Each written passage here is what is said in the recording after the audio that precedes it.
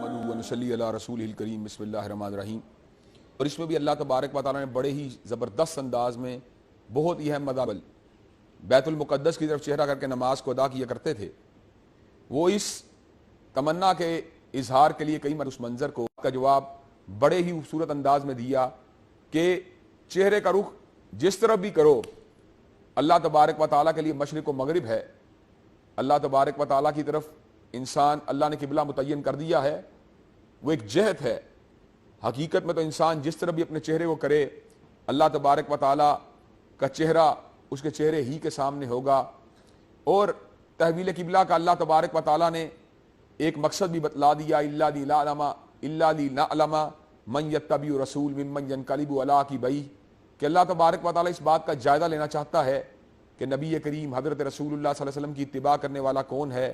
اور آپ کی سنت سے اور آپ کی حدیث سے روگردانی کرنے والا کون ہے۔ اس صورت میں اللہ تبارک و تعالیٰ نے اس بات کا بھی ذکر کیا کہ بہت سے معاندین اسلام اور ناقدین اسلام انہیں اس بات کا پتہ تھا کہ قرآن مجید یقیناً اللہ ہی کی کتاب ہے، لیکن رکابت کی وجہ سے، حسد کی وجہ سے وہ قرآن مجید کا انکار کیا کرتے تھے۔ اللہ نے ان کے دلوں کی کیفیت اور ان کی جو گہرائی کے اندر اتری ہے ایک فیلنگ تھی، اس کا ذکر قرآن میں یوں کیا، الذین آتیناہم الکتاب یعرفونہ کما یعرفون ابناہم، کہ وہ قرآن مجید کو اسی طرح پہچانتے ہیں اور آپ کی رسالت کو اور آپ کے نبی ہونے کو اسی طرح پہچانتے ہیں جس طرح باپ اپنے گھر میں پیدا ہونے والے بیٹوں کو پہچانتا ہے۔ وَإِنَّ فَرِيقًا مِّنْهُمْ لَيَكْتُمُونَ الْحَقَّ وَهُمْ يَعْلَمُونَ، لیکن ان میں سے ایک گروہ حق کو چھپاتا ہے حالانکہ اس کو پتا ہوتا ہے کہ حق کیا ہے۔ اس صورت میں اللہ تبارک و تعالیٰ نے اس بات کا بھی ذکر کیا کہ جب انسان کسی مصیبت کی زد میں آ جاتا ہے تو اس مصیبت سے نکلنے کے لیے اس کو دو راستے اختیار کرنے چاہیے، ایک تو اس کو نماز کو قائم کرنا چاہیے، دوسرا اس کو صبر کے راستے کو اختیار کرنا چاہیے۔ یا ایھا الذین آمنوا استعینوا بالصبر والصلاۃ ان اللہ مع الصابرین، اے ایمان والو نماز سے اور صبر سے استعانت کو طلب کرو، بے شک اللہ تبارک و تعالیٰ صبر کرنے والوں کے ساتھ ہے۔ اس صورت میں اللہ نے اس بات کا بھی ذکر کیا کہ جب انسان اللہ تعالیٰ کا ذکر کرتا ہے تو اللہ تبارک و تعالیٰ اس کو اتنا مقام عروج کا اور بلندی کا دیتے ہیں کہ فَاذْكُرُونِی اذْکُرْکُم، تم میرا ذکر کرو میں تمہارا ذکر کروں گا۔ پی آر کے حوالے سے اگر اس بات کو دیکھا جائے تو انسان کا ذکر اگر کوئی دنیا کے اندر رتبے والا کرے، عہدے والا کرے، منصب والا کرے، عزت والا کرے تو انسان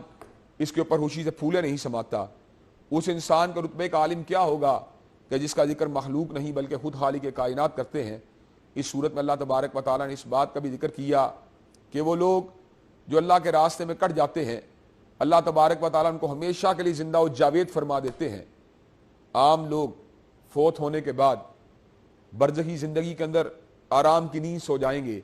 لیکن وہ شہید جس نے اپنی گردن کو اللہ کے راستے میں کٹوایا ہوگا اللہ تبارک و تعالیٰ اسی وجود کے ساتھ اور اسی روح کے ساتھ تو جنت اس کو قیامت کا دن عطا کریں گے، لیکن اس سے قبل اس کی روح کو پرندوں کے قالب میں ڈال کے جنت کے باغات میں چھوڑ دیں گے تاکہ وہ جنت کے میووں کو کھاتا رہے، جنت کے پھلوں کو کھاتا رہے، جنت میں پرواز کو کرتا رہے۔ گویا کہ وہ نیند کی زندگی نہیں گزارے گا بلکہ فوت ہونے کے فوراً بعد ہی جنت میں منتقل ہو جائے گا۔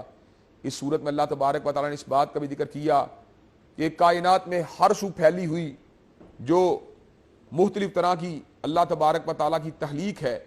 وہ پکار کے اپنے خالق کا پتہ دے رہی ہے۔ ان فی خلق السماوات والارض واختلاف اللیل والنہار والفلک التی تجری فی البحر بما ینفع الناس وما انزل اللہ من السماء من ماء فاحیا به الارض بعد موتها وبث فیہا من کل دابۃ وتصریف الریاح والسحاب المسخر بین السماء والارض لآیات لقوم یعقلون، بے شک آسمان و زمین کی تخلیق میں، رات دن کے آنے جانے میں اور سمندروں کے اندر بڑے بڑے بحری جہازوں اور کشتیوں کے چلنے میں اور آسمان سے اترنے والے پانی میں اور ہواؤں کے چلنے میں اور بادلوں کے اندر جو کہ آسمان و زمین کے درمیان معلق ہیں، اس میں عقل والوں کے لیے نشانیاں ہیں۔ تخلیق، ان کا ڈسپلن، ان کا نظم و نسق، ان کے انداز، ان کے اطوار کو دیکھ کے انسان اس بات کو ماننے میں مجبور ہو جاتا ہے کہ یہ سب کچھ خود ہی نہیں بنا بلکہ خالق کائنات اور مالک کائنات نے بنایا ہے۔ ایک عام سا گھر منظم انداز میں خود نہیں بن سکتا، ٹھیکیدار کی ضرورت ہے، مستری کی ضرورت ہے، مزدور کی ضرورت ہے۔ تو آسمان کی نیلی چھت خالق کے بغیر کیوں کر بن گئی؟ زمین کا خوبصورت فرش اللہ احکم الحاکمین کے بغیر کیوں کر بن گیا؟ یہ ساری کی ساری تحلیق پہ غور و فکر کرنا اس میں عقل والوں کے لیے نشانیاں ہیں۔ اس صورت میں اللہ نے اس بات کا بھی ذکر کیا کہ بعض لوگ اللہ کے سوا معبودان باطل کو پکارتے ہیں اور ان سے محبت کرتے ہیں۔ من الناس من یتخذ من دون اللہ اندادا یحبونہم کحب اللہ، ان سے ایسے محبت کرتے ہیں جیسے اللہ سے محبت کرنی چاہیے۔ والذین آمنوا اشد حبا للہ، لیکن مومنوں کی محبت اللہ سے انتہائی شدید ہوتی ہے۔ ان کو اس بات کا پتہ ہوتا ہے کہ محبت کا مرکز حقیقی اللہ ہی کی ذات کو ہونا چاہیے۔ اس صورت میں اللہ تبارک و تعالیٰ نے اس بات کا بھی ذکر کیا